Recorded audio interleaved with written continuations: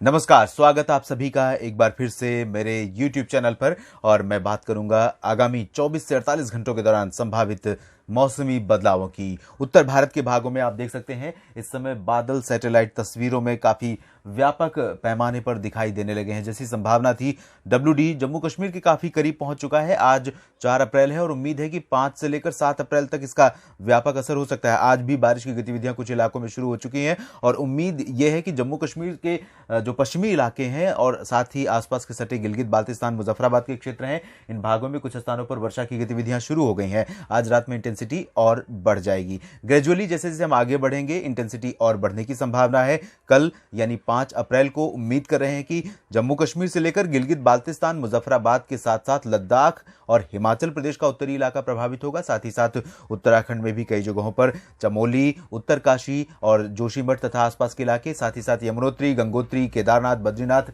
यानी जो उत्तरी इलाके हैं, इन भागों पर भी बादल आ चुके हैं। और कल यहां पर कई जगहों पर हल्की से मध्यम वर्षा और ऊंचाई वाले इलाकों में कुछ स्थानों पर बर्फबारी होने की भी संभावना है। आमतौर पर अप्रैल महीने में जब प्री मानसून सीजन शुरू हो चुका होता है, सूर्य उत्तरायण हो चुका होता है, गर्मी बढ़ रही होती है, तब बर्फबारी की गतिविधियां काफी कम हो जाती हैं। लेकिन इस बार बहुत अनयूजुअल मौसम देखने को मिल रहा है। जनवरी से ही, जनवरी में बहुत व्यापक सर्दी थी, फरवरी में भी सर्दी शुरुआती दिनों में रही, उसके बाद धीरे धीरे टेम्परेचर बहुत तेजी से बढ़ा और बहुत जल्दी सर्दी गायब ऐसे हुई जैसे पता ही नहीं चला। ग्रेजुअल जो डिक्रीज होता है, ट्रेंड बदलता है, वो नहीं हुआ। इस बार अचानक सर्दी गायब हुई और अचानक गर्मी आ धमकी और बर्फबारी लेकिन इसके बावजूद अभी जारी है। तो उम्मीद कर रहे हैं कि अगले 3 दिनों के दौरान 5, 6 और 7 इन 3 दिनों में पर्वतीय इलाकों में कई जगहों पर वर्षा और बर्फबारी होगी। मैदानी इलाकों में राष्ट्रीय राजधानी दिल्ली समेत पंजाब, हरियाणा और जो आसपास के इलाके राजस्थान के उत्तरी क्षेत्र हैं, साथ ही साथ पश्चिमी उत्तर प्रदेश का क्षेत्र है, इन भागों पर भी आप देख सकते हैं उत्तरी राजस्थान पर बादल आ गए हैं और आंशिक बादल हमें हरियाणा में भी कुछ स्थानों पर देखने को मिले हैं और यही स्थितियां हमें कल और बढ़ती हुई नजर आएंगी। उम्मीद कर रहे हैं कि पंजाब में, हरियाणा में, राजस्थान और उत्तर पश्चिमी उत्तर प्रदेश के क्षेत्रों में कल बादल और बढ़ जाएंगे। कुछ स्थानों पर आंशिक तो कहीं कहीं पर थोड़ा ज्यादा बादल दिख सकते हैं। बहुत साफ धूप नहीं रहेगी, लेकिन बारिश की संभावना कल 5 अप्रैल को फिलहाल इन भागों में, मैदानी क्षेत्रों में नहीं है। उसके बाद 6 अप्रैल को उम्मीद कर रहे हैं कि पंजाब और हरियाणा के तराई क्षेत्रों में, साथ ही साथ उत्तर प्रदेश के पश्चिमी तराई क्षेत्रों में, उत्तरी राजस्थान के भागों में कुछ स्थानों पर बादलों की गर्जना और हवाओं के साथ हल्की वर्षा हो सकती है। इसमें जैसा कि हमने कल भी बताया था, संभावना वाले जो क्षेत्र हैं, राजस्थान की बात अगर करें तो चूरू, गंगानगर और आसपास के इलाके होंगे। सीकर, अलवर तक भी इस प्रभाव देखने को मिल सकता है। जयपुर में भी आंशिक बादल और बूंदाबांदी की गतिविधियां 6 अप्रैल को हो सकती हैं। हरियाणा और पंजाब में लगभग सभी जगहों पर संभावना नजर आ रही है, लेकिन इंटेंसिटी बहुत कम रहेगी। अगर आपके क्षेत्र में बारिश नहीं होती, इसका मतलब यह नहीं है कि मौसम बदला नहीं है। मौसम बदलेगा इन दोनों राज्यों में सभी जगहों पर, लेकिन बारिश की संभावना बहुत सीमित इलाकों में नजर आ रही है। इसी तरह से पश्चिमी उत्तर प्रदेश में भी तराई वाले इलाकों में ही संभावना नजर आ रही है। उसके बाद हम आगे अगर बढ़ेंगे 7 अप्रैल के बाद, 7 अप्रैल से मैदानी इलाकों में गतिविधियां बहुत कम हो जाएंगी क्योंकि मौसमी सिस्टम कमजोर हो जाएंगे और आगे बढ़ जाएंगे, जिसकी वजह से 7 अप्रैल से मौसम मैदानी इलाकों पर कम से कम साफ हो जाएगा। पर्वतीय इलाकों में भले 7 अप्रैल तक कुछ गतिविधियां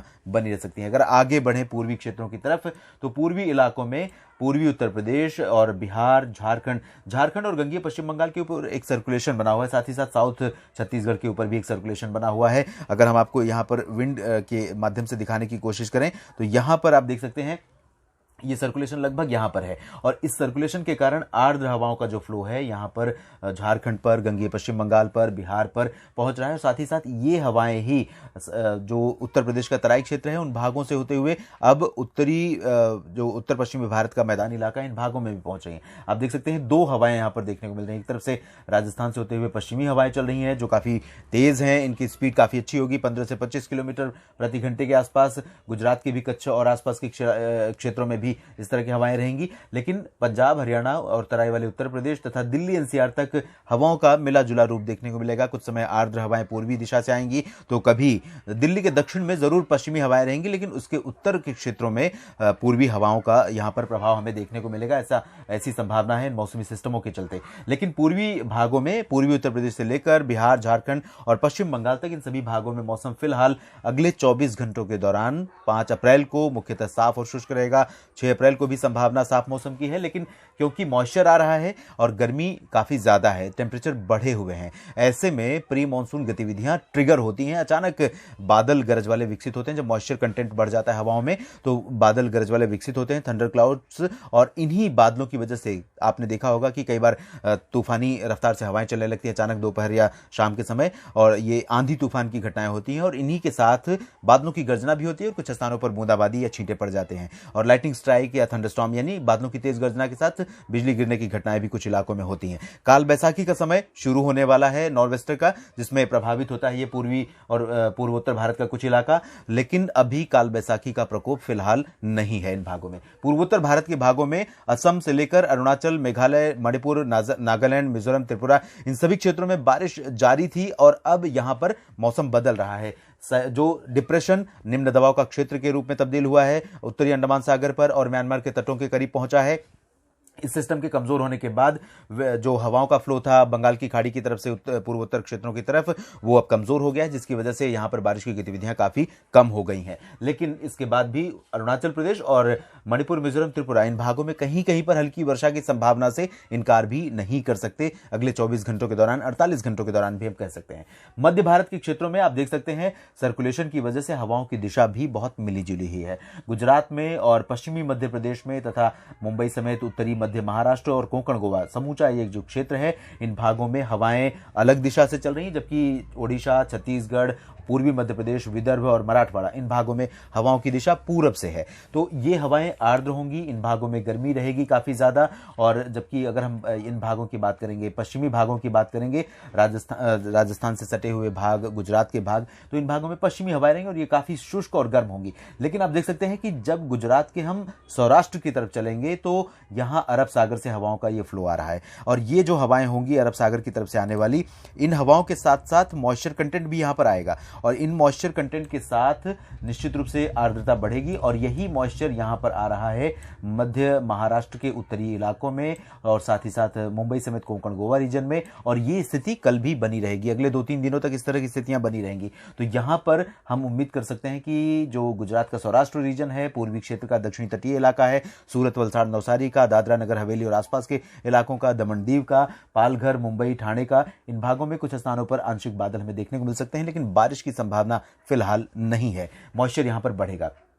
इसके बाद अगर ओडिशा में कुछ स्थानों पर आप देख सकते हैं यहां पर मॉइस्चर कंटेंट रहेगा। उम्मीद कर सकते हैं कि ओडिशा के तटीय भागों में कुछ स्थानों पर गरज के साथ हल्की वर्षा या बूंदाबांदी हो जाए। बाकी जगहों पर मौसम मुख्यतः साफ रहेगा। छत्तीसगढ़ में भी काफी गर्मी रहेगी, मौसम साफ रहेगा। दक्षिण भारत की तरफ चलें तो एक ट्रफ यहां से बनी हुई है, लगभग इस तरह से आप देख सकते हैं हवाओं का यहां पर मिश्रण है। एक तरफ से पूर्वी हवाएं आ रही हैं और ऊपर की तरफ जा रही हैं, तो दूसरी तरफ से इस तरह से जो उत्तर और पश्चिमी इलाके से हवाएं आ रही हैं, लगभग इस तरह से आप देख सकते हैं ये जो हवाएं आ रही हैं इनका असर तटीय इलाकों पर देखने को मिलेगा। केरल में कुछ स्थानों पर हल्की से मध्यम वर्षा हो सकती है। इंटेंसिटी थोड़ा सा केरल में बढ़ती हुई नजर आ रही है।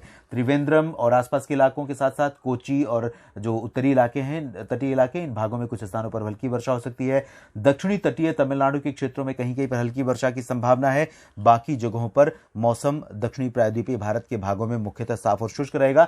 लेकिन उत्तरी तटीय तमिलनाडु में, जिसमें चेन्नई, पुदुचेरी समेत तमाम शहर आते हैं, इन भागों में गर्मी बहुत प्रचंड हो चुकी है देश के बाकी हिस्सों की तरह ही। तो यहां पर गर्मी और बढ़ने वाली है। राहत गर्मी से फिलहाल नहीं मिलेगी। अंडमान व निकोबार द्वीप समूह के क्षेत्रों में भी बारिश की गतिविधियां अब कम हो जाएंगी क्योंकि सिस्टम आगे निकल चुका है, म्यांमार के तटों के पास पहुंच गया है।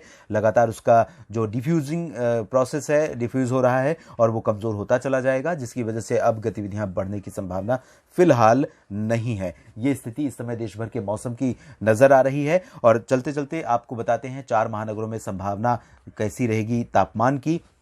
राष्ट्रीय राजधानी दिल्ली की अगर हम बात करें तो सबसे पहले यहां पर तापमान फिर से अब बढ़ने लगा है और अधिकतम तापमान 37 डिग्री सेल्सियस के आसपास रिकॉर्ड किया जा सकता है कल, और न्यूनतम तापमान 17 डिग्री सेल्सियस के करीब रहने की संभावना है। मुंबई की तरफ अगर हम चलें तो यहां पर उम्मीद यह है कि अधिकतम तापमान 33 डिग्री और न्यूनतम तापमान 23 डिग्री के करीब रहेगा, जो सामान्य से 2 से 3 डिग्री ज्यादा है। यही स्थिति दिल्ली में भी है। और कोलकाता में अगर हम चलें तो कोलकाता में 37 और 26 के आसपास अधिकतम और न्यूनतम तापमान रहने की संभावना है, जबकि चेन्नई में उम्मीद है कि 39 डिग्री सेल्सियस के करीब तापमान रहेगा। तो मुंबई को अगर हम छोड़ दें तो कोलकाता, चेन्नई और दिल्ली, इन भागों में 37 से 40 डिग्री के बीच तापमान इन 3 शहरों में रहने की संभावना है। मुंबई में 33 डिग्री अधिकतम रहेगा, गर्मी बहुत ज्यादा रहेगी। ये